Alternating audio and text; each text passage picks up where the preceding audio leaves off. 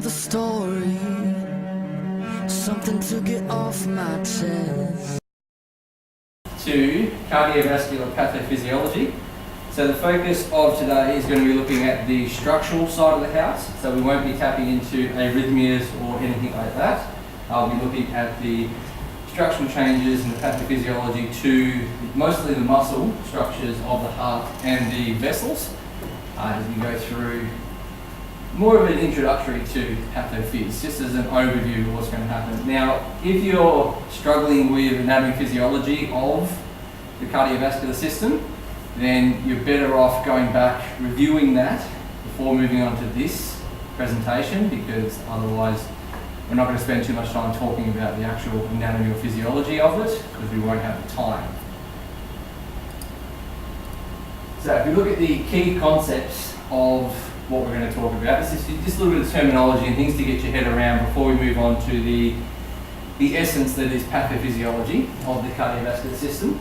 We have words like ischemia versus ischemic.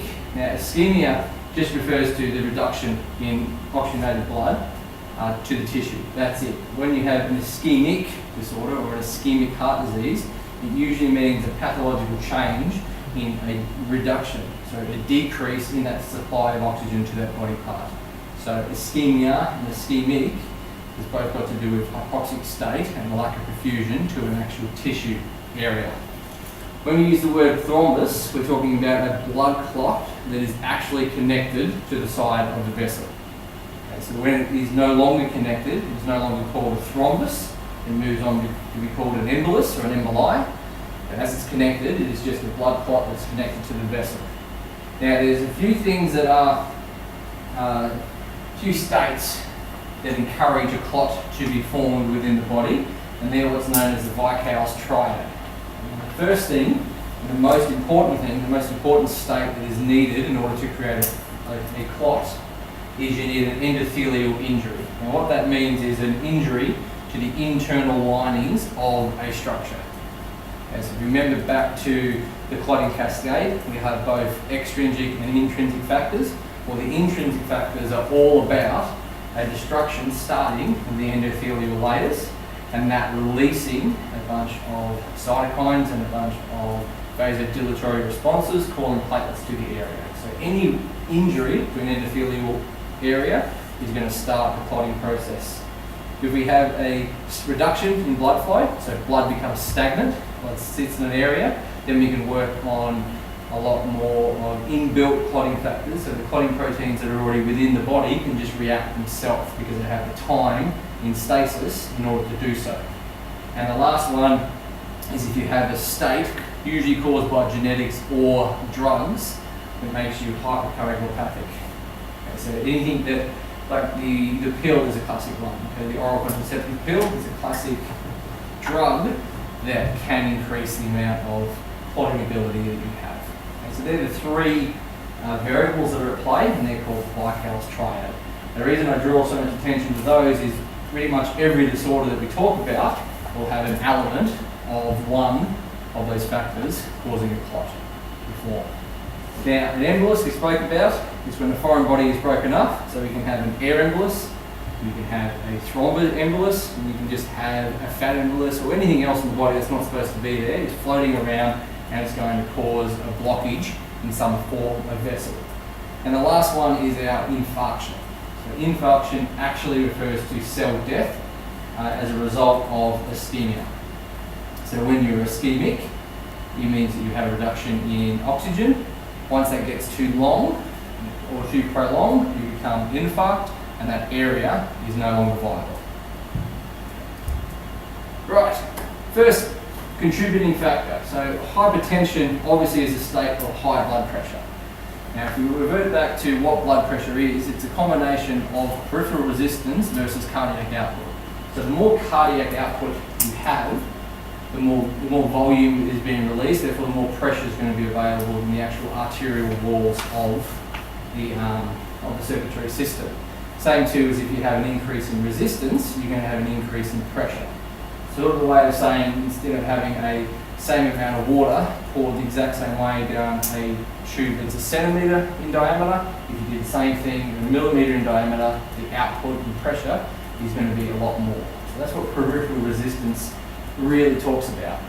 Now, as far as the diagnosis, it's pretty hard to diagnose because blood pressure is so varied. There's a lot of situations that can increase the blood pressure even non-pathogenically, which like your white coat fever, things like that. So if you get a one-off blood pressure that's too high, you don't really count that as an absolute state of hypertension at all. And there really isn't any blood pressure out there, even in the emergency world, that if you see a number that you're going to be worried about without other contributing symptoms.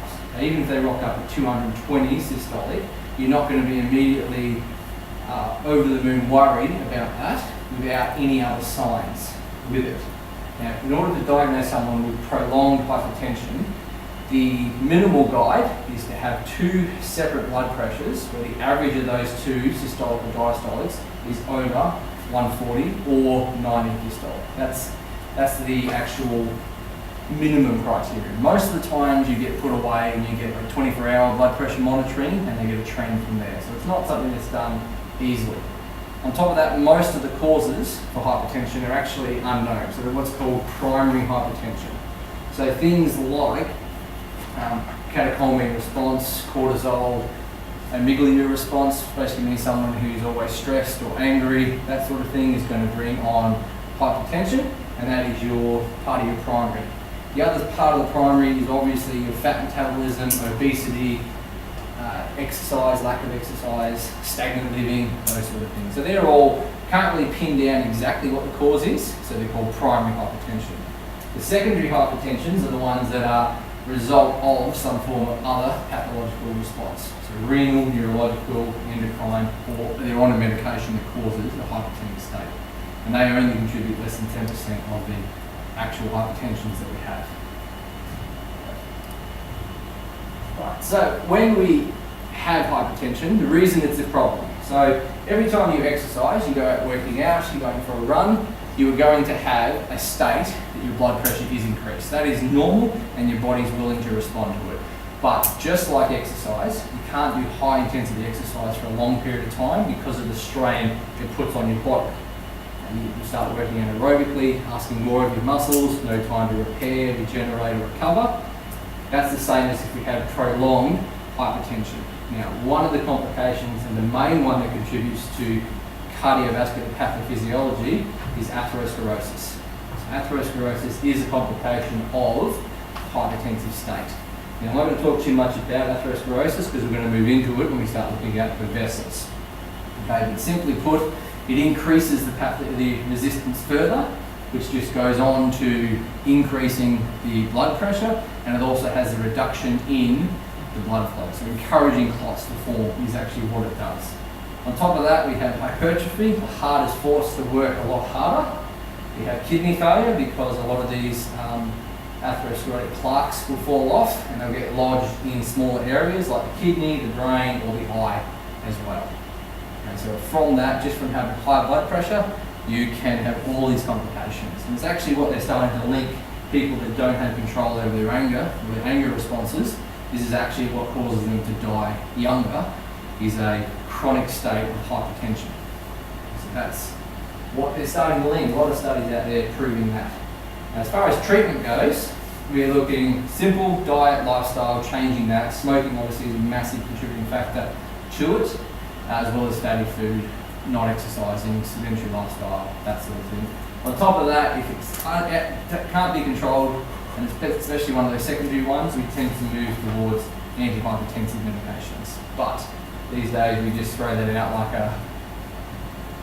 without even thinking about lifestyle changes or anything like that. So it can be counterproductive just to get on antihypertensive because you're not fixing the underlying cause with it. So a bit of a holistic approach to hypertension is always a better way to go.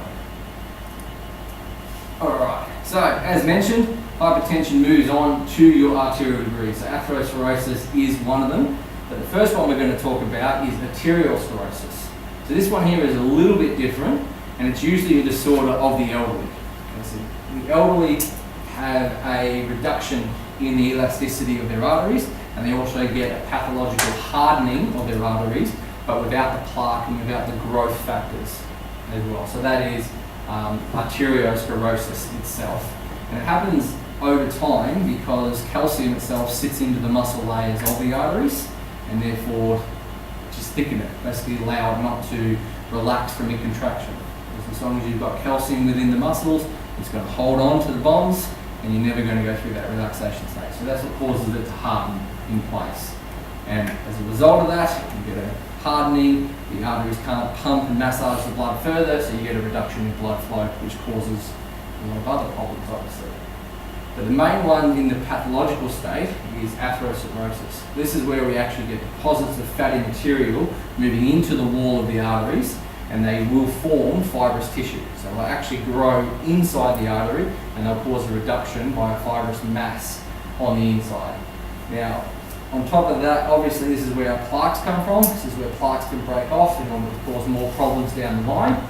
And atherosclerosis only affects the medium to large arteries because it has to have the room in the muscle layer and tunica media in order to form this fibrous mass. So any smaller arterioles, they don't have this large muscle layer, therefore they won't actually have that pathological state.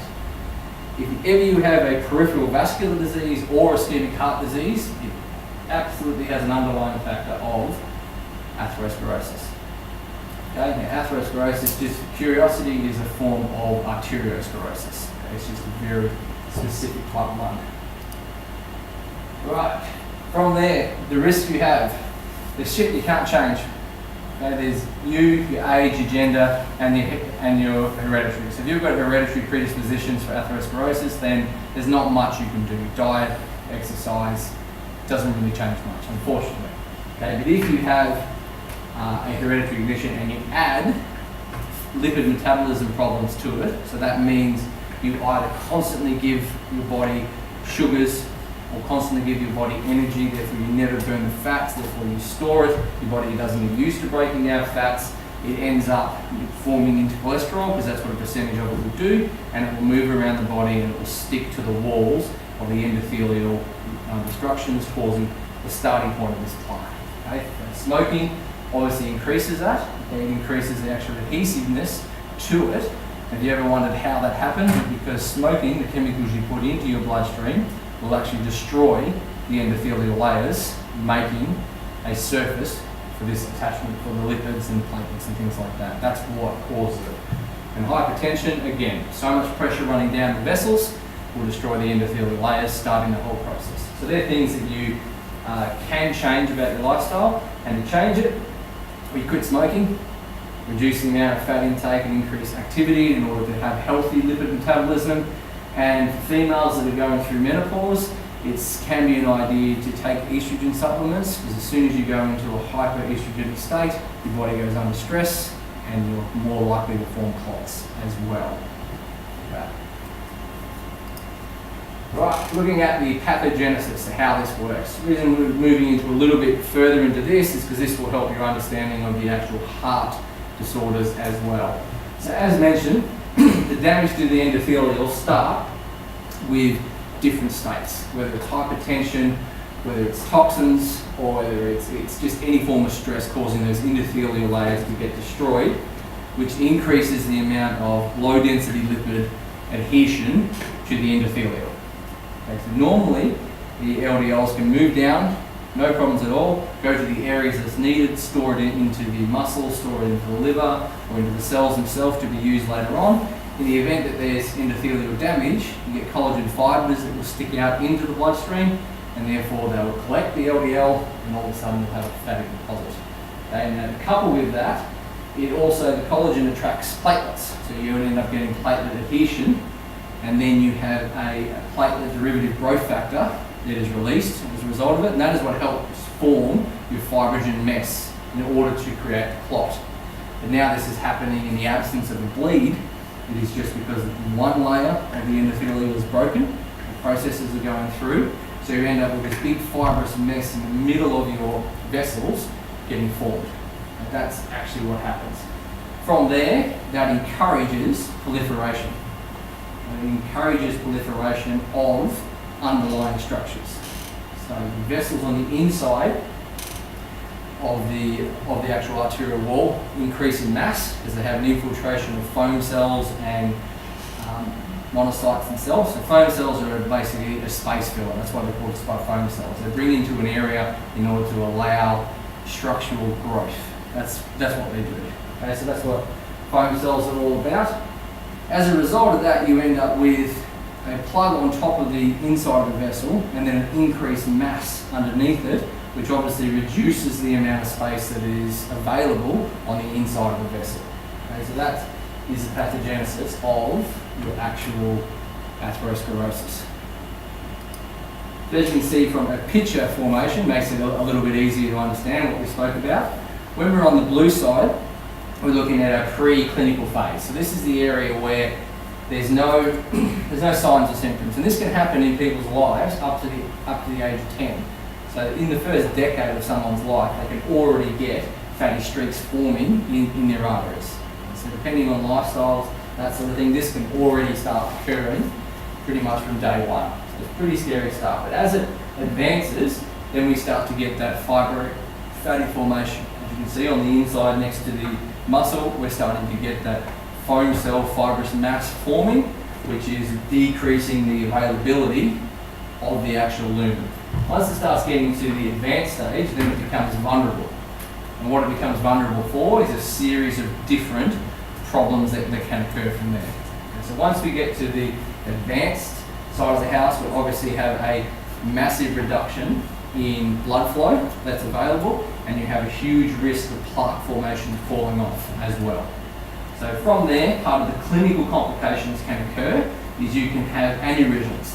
Okay? Aneurysms or ruptures of the actual vessels because you are going from a low pressure, hitting this plaque, therefore magnitude increase in the hydrostatic pressure within that area of the plaque, which can cause the size of the wall to weaken and then eventually rupture, bleeding into the external environment. So it's not a good thing. From there, you can also have, again, endothelial destruction on top of the plaque. So it'll start to form a clot, but now you've got no room for that clot to actually not cause a problem. So it completely blocks it off, and therefore you get a occlusion by the thrombus that is formed as a result. And from there you have more of a chronic state of stenosis. And stenosis is basically just a term that means a reduction in blood flow that's available to the other end. Right, so when we start looking at acute coronary syndrome or things like that, or ischemic heart disease, your stenosis plays a massive role in that sort of pathological effects. Okay, so that is one side of the house of what happens within the arteries that causes a problem. The other kind is just your aneurysm. So this is more of an introduction to what happens, but over what sort of number of different pathological states will cause the inside of your arteries to weaken. Okay, so it will cause the inside to weaken down as a result of hypertension, atherosclerosis, even getting hit with trauma, so constant blunt force trauma, that sort of thing weakens the inside of it. You get special sorts of infection like syphilis, or anything like that will really degrade the inside of the arterial walls, and then you have congenital factors. Now the main congenital factor to worry about is a condition called Berry's aneurysm, and this is where you'll actually get pre-formed weakenings within the subarachnoid layers of your brain. Now they're usually completely asymptomatic, but in the event that contact sports or anything like that are played, it makes it very easy to have a subarachnoid rupture and therefore going to the problems of subarachnoid bleeds. Now the different types of aneurysms you can get is you can just move them down from the top, is normal blood vessel, then we have a pseudoaneurysm. This is where you'll have a polyp that grows out from the inside. It's sort of the inside of the vessel finding an area of weakness and then growing out. So still encapsulated, but that obviously opens up to a lot of stagnant blood and a huge risk of clot formation in that area. You have your saccular aneurysm, that's when one side bulges out. They're usually not too bad, slow reduction in blood flow. Most people don't realise that they actually have these sort of ones. Okay? They just will go on living, nothing happens, get to an autopsy and you're like, Jesus Christ, look at that aneurysm, it's enormous. Okay? So it's not always met with actual symptoms themselves, just so you know. The next one is what's known as a fusiform aneurysm. Anything fusiform in anatomy or physiology is essentially where you have a belly on both sides of the formation. That's what a fusiform means. So that is just further reduction in blood flow. And the last one is your dissecting aneurysm. Okay, so classically known as your aortic dissociation. You may have heard of that one, where the descending aorta will actually break apart and part of the blood will start pooling into the descending aorta, just waiting for it. Okay? Now, the most common place for aneurysms to occur is actually the abdominal aorta itself. This is the most common place for aneurysms because it's a large enough vessel to house the aneurysm and it's enough for clinically to be able to find them as well. Okay, so that's where they're mostly found. Alright, so let's move on to the heart itself. So drawing back to atherosclerosis, because it is the leading cause of ischemic heart disease, we'll start talking about the progression of ischemic heart disease really. So when we say that, we've already talked about the terminology, so it's pretty easy to understand what it is. Ischemic heart disease is a reduction in blood flow to the actual heart tissue. That's what it is. So when you have ischemic heart disease, you essentially have a need. Your heart always has a need for a significant amount of blood flow, but now you have a reduction in the amount that can actually get to it. Leading cause, atherosclerosis, but you can also have thrombus formation or emboli moving in, and then you can also have a spasm of the coronary arteries that just reduce the actual size of what the blood can actually get into it. So when we look at clinical manifestation, as we mentioned, plaque and atherosclerosis can form up, and most of the time you'll have it on the coronary walls. And if it's small state, you'll be completely asymptomatic. Now, as that continues, so as we move along and we get a little bit more reduction, we start to move from asymptomatic into angina pectoris. Okay, so when we look at angina pectoris, we either have the two classes. We have the stable, which is generally brought on by exercise. You stop exercising, you reduce the need for the myocardium, and the pain goes away. You maybe take GTN, and then you're good. And then you have the unstable one that comes on all of a sudden at rest, and the heart is screaming for more blood, and you can't really give it. That's the one that we fix in acute coronary syndrome. That's the link that you have. Now, from there, as we move in there, and we have a larger thrombus or a larger atherosclerosis formation, then we have a reduction, further reduction in blood flow. And then we start to move from angina into congestive heart failure. And we're not going to talk too much about congestive heart failure because ischemic heart disease is not the only cause of congestive heart failure. It's just a pathological state.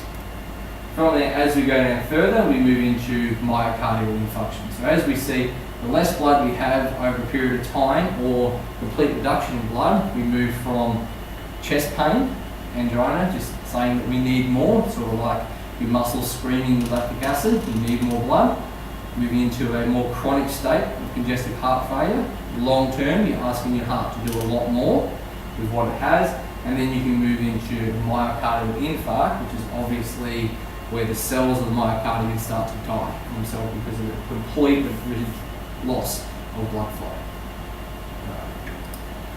So when we move into myocardial infarction, we obviously always associate that with cardiac arrest, and that's death. But that is not the case. You can have a myocardial infarction, which means a portion of the heart will die, but it doesn't actually result in cardiac arrest or anything like that. Okay, so it can be more controlled. But the other complications besides that is we have impaired contractility. So we have a part of the heart that no longer can contract with the rest of it. The signals can no longer be passed through it.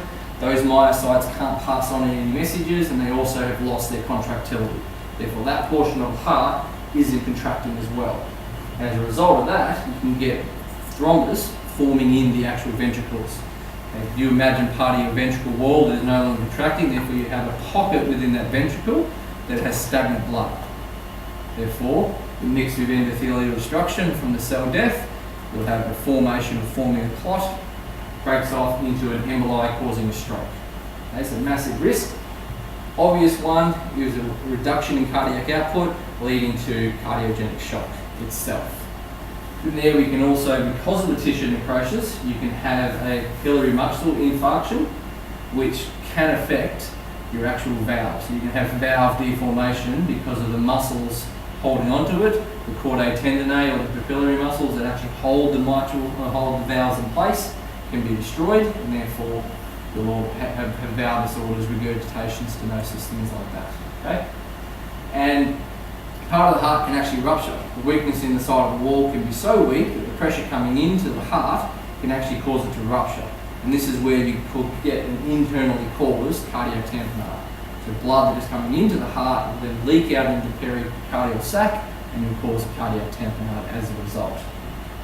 Obviously, arrhythmias can occur, and then because of the cellular death and the loss of smooth movement between the actual heart and the external walls, you can end up with pericarditis as well. Because part of the pericardium is destroyed, not functioning, so you'll end up with a rubbing, inflammatory state of pericarditis. So that is the associated risks, besides death, of myocardial infarction. Looking at that from a statistical point of view, okay, so 20% of people that have a myocardial infarct die within the first day. Okay, that's generally speaking, 20% death. For those that survive, as you can see, as you move on the first week, first year, 10 years, your mobility rate is still pretty high. So your mortality rate is still pretty high. So the first complications that happen in the week is we have arrhythmia formation until they can be stabilised. On top of that, we have other conditions associated with lack of perfusion, and we have further deaths. Within the first year, you'll have another 20% of those people that have myocardial infarct not make it, end up dying, and they'll have further later complications of congestive heart failure. So the heart's been asked to work a lot harder, causing hypertrophy, things like that.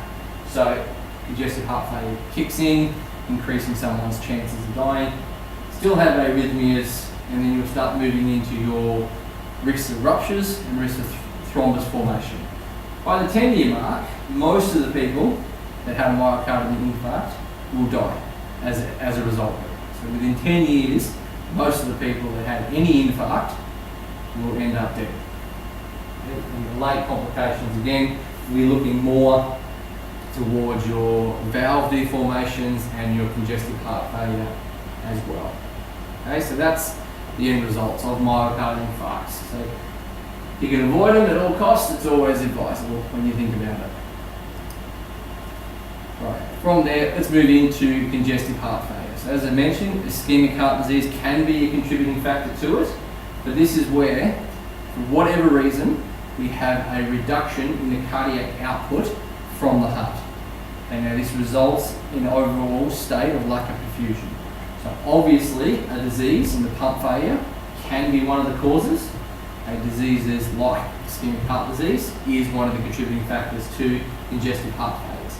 But you can also just have arrhythmias. So electroconductive problems, it means the heart is no longer contracting at optimal rates, the atrium aren't filling the last 30%, you get a reduction in cardiac output. Long-term congestive heart failure.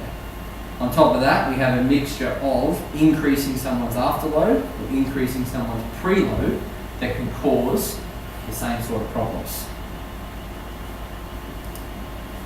Right, so let's talk about preload and afterload. Who has a pretty good idea of what that is? Anyone? Pretty good idea? What do you reckon? If you don't, that's fine.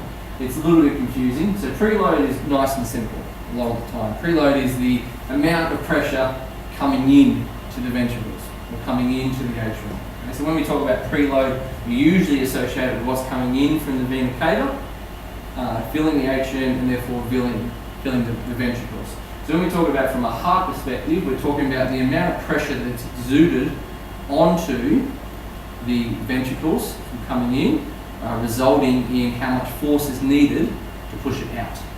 When we talk about afterload, we're talking about how much pressure is on the external arteries, meaning how much pressure the ventricles have to use in order to push it past that.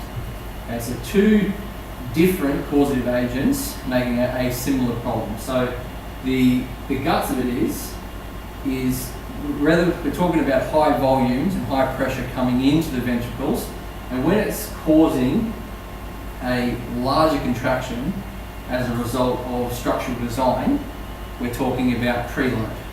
So if you've ever heard of Frank Starling, he created a concept called the Frank-Starling reflex. It essentially says that the more pressure that is exerted onto a ventricle, the greater force that is going to be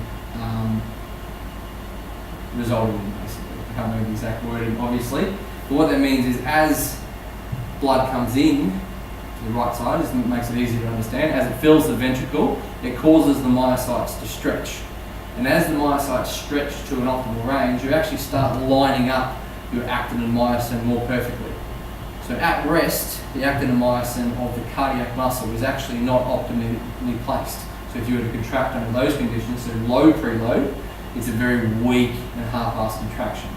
And the more blood you put into it, the more stretch you have to your capacity based on the fibrous pericardium, and you'll get to an optimal state. Now sometimes this optimal state can be fantastic, like when we need to run, when we need to do exercise, we need more blood to come out. But if that is happening as a result of increased preload at rest 24 hours a day, then that is going to cause a big problem on that side of the heart, because you're going to start fatiguing it. And when you fatigue it, you're going to have to be forcing it to adapt and therefore grow or change in some way. Now, the afterload is a little bit different, as the afterload is talking about the amount of pressure that is found in the vessels, the arteries on the other side. So if you think about the aorta, if you have a very high amount of pressure in the aorta, then the ventricle is going to have to create greater pressure than the aortic pressure in order to push the blood out. So if you have a blood pressure of 120, okay, at the brachial artery, it probably means you'll have a pressure of about 140 at the aorta. Okay? So it's not that much different. Which means your heart only has to exude more than 140 millimeters of mercury to push the blood out. If you have a resting blood pressure hypertensive state of 160, then you're going to have 180 around at the heart, which means your blood pressure that's exuded from your ventricle is going to have to be greater than 180 24 hours a day. It's obviously going to put a lot of strain on the heart, and that's what's going to cause your congestive heart failure. So when we look at the different side effects, meaning the opposite sides of the heart and what the problems is that we have as a result of it. So the left heart, we have to think about what comes before that side of the heart. A lot of the times when people talk about left side of the heart and right side of the heart, you think about what it's feeding, and you usually associate that with the problem. But you've got to think about what comes before it gets to that side of the heart. So looking at the left side of the heart that feeds the body, it gets its blood from the pulmonary circulation.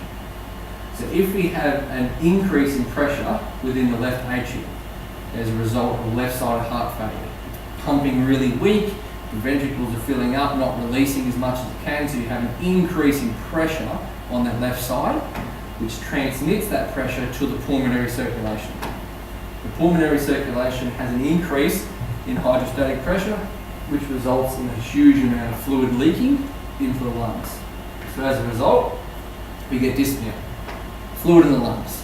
It obviously stops the gas exchange because you have a much greater medium to try to pass the oxygen across, and it can't do it. So you have dyspnea, you have hemoptysis, because the capillary structures around the alveoli become so engorged with fluid that they actually rupture, and then you have cyanosis because of an overall reduction in oxygen that's getting to the body. Okay, so pure hypoxic state. That's left side. When you look at the right side of the heart, that's getting filled from the vena cava. Okay, so you have a backup in the right atrium, therefore you have a huge amount of pressure that is being passed on to the vena cava. Now normally speaking, the vena cava's blood pressure is 0. When it comes into the heart, it's actually at 0. Okay, so as soon as it reaches into the right atrium, we're looking at a net blood pressure. So if you have an increase from the atrium, that transmits it onto the vena cava, and now all of a sudden you have pressure within the vena cava that transmits it down to the entire venous circulation. And then thanks to gravity, or thanks to anything pooling of areas, we obviously get problems associated with that. So we have distended neck veins because the inferior vena cava that is draining from the head gets a backload, and a jugular veins end up distending. We also get hepatomegalia because the venous feeds a huge amount of the portal hepatic circulation, so we get a backfilling there, causing the liver to engorge in space, okay, and therefore become less functional. And obviously the old classic is you get pitting edema, leg swelling as a result. That's what most people associate with right-sided heart failure, is just a really large swelling of the legs. Okay, usually associated. You see it a lot with pregnancy as well for similar needs.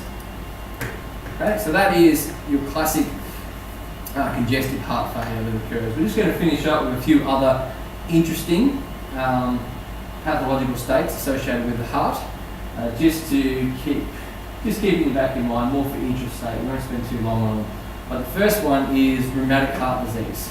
So anything rheumatic is structurally very, very interesting, okay, because it's a result of a natural defense system that is supposed to help you having a cross-link reaction with the rest of your body, causing profound inflammation. Okay, so it's very, very unique in nature, and it starts with the Staphylococcus A beta hemolytic bacteria. Okay, so once you get a strep A or staph A infection, usually of the throat, you have a 1 in 1,000 chance of having a rheumatic attack to some extent. So this bacteria, obviously, as bacteria do, will end up being picked up and then taken to your lymph nodes. It'll end up in your lymph and it'll move through into your lymph nodes, and in your lymph nodes, your B lymphocytes, okay, your cell-mediated immune response will kick in and it will produce antibodies, like it does. Okay, it will produce antibodies. Antibodies will flood the system.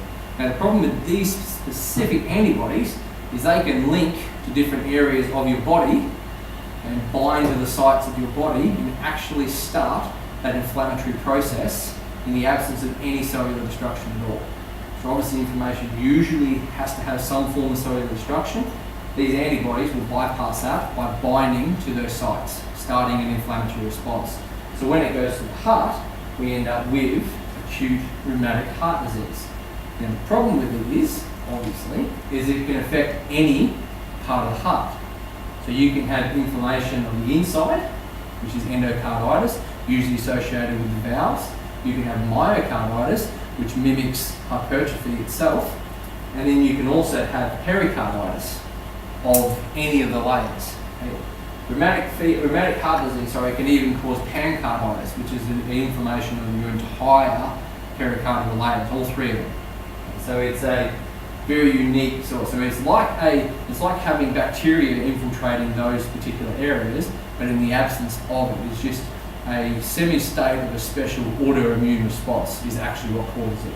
And as a result, you have the side effects associated with vegetation, hypertrophy, or pericarditis itself. Right, the next one is, of course, our bacterial endocarditis. So this is looking at, similar to what you'd get with rheumatic heart disease. The difference is this can go on causing a lot of other problems without the associated inflammation from the original one. So what happens is it always starts with some form of mitral, or just valve defect. Some form of valve defect that causes the endothelial layers to open, therefore starting plaque and starting fatty and fibrous formation on top of the valves. Now the interesting thing about it is it can actually also happen for artificial valves. So artificial valves can either pick up blood supply, therefore be used as ours, like pig valves, things like that, or they can be completely artificial, but then have the starting of proliferation growing over the top, which will release the same sort of cellular mediators as if they were destroyed. It doesn't matter if it's artificial or not. It starts with your platelets and fibrin formation, and then bacteria move in. Once bacteria moves into it, it causes vegetation. So vegetation will start, and then you'll start to get enlarging and fibrous formation of that area, because that's a healing process. It becomes scar tissue or some sort of fibrous formation. As a result of that, a few different things happen. So we have vegetation within the valve, so we either have shortening of the chordae tendineae, and what that does is it causes the valves to actually be contracted and pulled down further, which creates a hole in the valves themselves. Also, you can actually get pure inflammation of the valves themselves, which means that now when they're open, they're not as open as they used to be. So the complications from bacterial endocarditis are initially stenosis, so a reduction in the amount of blood that can actually come in. You can also get regurgitation. That is where you don't have a complete closing, so blood from the left ventricle will actually move back into the atrium, things like that. It's regurgitation. And then from there, these plaque formations, these infectious plaque formations, can actually break off and then move all over the body.